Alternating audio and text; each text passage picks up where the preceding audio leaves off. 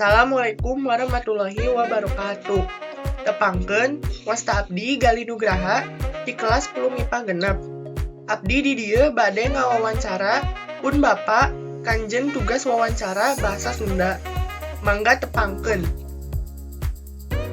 Wasta Didi Mulyana. Naon pada melan Bapak teh? Abdi dama di swasta bagian jasa. Naon wae dampak di COVID-19 numutkeun Bapak? Nemutkeun abdi pangruna ajeung pisan utamina kana kagiatan sakola. Anu janten kahalangan sareng diperyogeun diajar online atawa jarak jauh. Kumaha sikap Bapak karena pembelajaran jarak jauh ieu? Kegiatan ngajar mengajar sareng rada kahalangan sabab henteu langsung yang hareupan.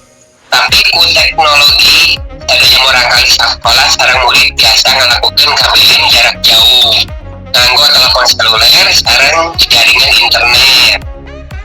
Kumaha pendapat Bapak anu ngalanggar protokol kesehatan?